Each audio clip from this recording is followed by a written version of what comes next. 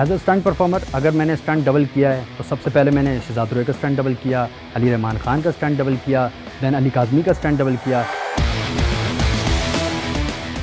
अस्सलाम वालेकुम, मेरा नाम है Azam Bhatti. As a profession action director Pakistan film industry से 6 साल से वाबस्ता हूँ।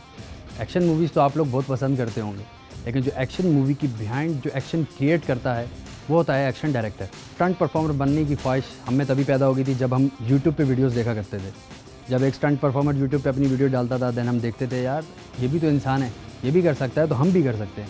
तो फिर हमने वीडियोस देखी, वहाँ से सीखना शुरू किया, कुछ ऐसी चीज़ें सीखी कि जो हमारी पाकिस्तानी इंडस्ट्री को ज़रूरत थी। फिर हमने वो चीज़ें अपने अंदर लाई, उस पर प्रैक्टिस की, दैन उसको एक्सपोज़ किया, वीडियोस बनाई, यूट्यूब पे डाला।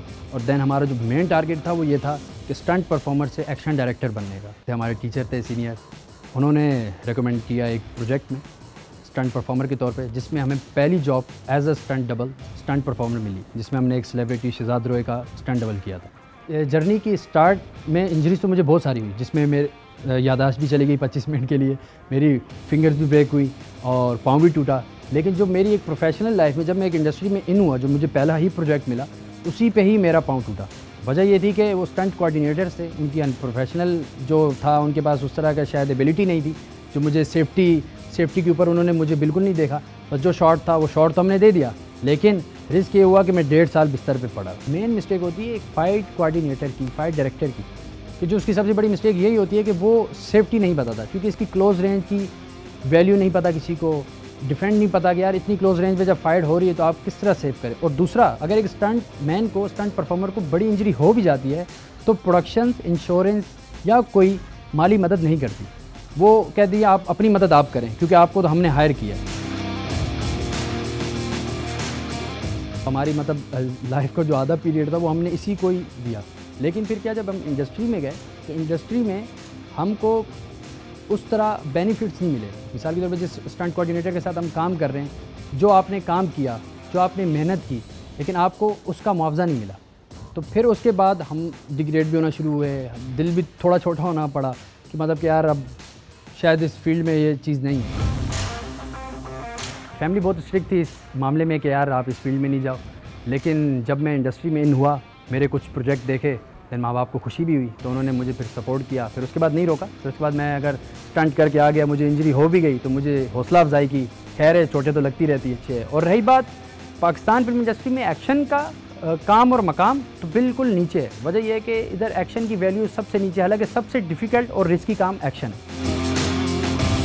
आप बॉलीवुड और हॉलीवुड को देखते हैं तो इनकी फ़ाइट्स, सबकी फ़ाइट सेम, आप जो भी पंच होगा, जो किक है, सेम है। लेकिन वो वजह यह है कि जो क्रिएट करता है उसके ऊपर डिपेंड करता है वो फ़ाइट को कितना अच्छा क्रिएट करता है। और फिर रही, जैसे थाईलैंड की टीम पाकिस्तान में आती रहती है, इंटरनेशनल लोग आते हैं, रिग का काम करते हैं, वायर का काम होता है, जो रिगिंग का काम होता है। अब पाकिस्तान में काफ़ी लोग हैं जिन्होंने उनको देखा, उनको कैप्चर किया, दैन मैनुअली खुद चीज़ें बनाई, लेकिन उन्होंने अपनी मदद आप काफ़ी काम किया। लेकिन जिसकी वजह से हादसात ये हुए, किसी को इंजरी हो जाना, नाक का टूट जाना, बाजू का टूट जाना, एक्टर्स को अक्सर इंजरी हो जाना, जिस्म पे हार्नेस का लग जाना, तो ये नुकसानदेह है, जिसकी वजह से हमारी इंडस्ट्री काफ़ी पीछे। नाम लिया जाए तो हमारे लेजेंड उस्ताद कैसर मस्ताना मरहूम, जो 60 साल अपनी इंडस्ट्री को दे चुके, अपना खून, अपनी जान, लेकिन उन जैसी technical, editing, fight direction, camera sense अब तक पाकिस्तान में मैंने किसी के पास नहीं देखा। आज वो भी यहाँ से चले गए, कोई उन्हें याद नहीं करता। आजकल जो प्रोड्यूसर डायरेक्टर्स को हायर कर लेते हैं, वो लोग अपना जितना टाइम है ना कीमती, वो लगाते हैं यूट्यूब पे रेफरेंसेस सर्च करने, और उसको बैठ के कट टू कट छापते हैं, देन अपने सीक्वेंस के हिसाब से फिट करते हैं। और फिर आगे मज़े की बात यह है, जब एक्शन डायरेक्टर को हायर करते हैं तो उसी को आगे रेफरेंस फॉरवर्ड करते हैं और बोलते हैं यार यही छाप के दे दो। जब यही छापोगे, जब नया नहीं करोगे, तो इंडस्ट्री के आवाम या जो पब्लिक देखने वाली है तो उनको कैसे न्यू लगेगा।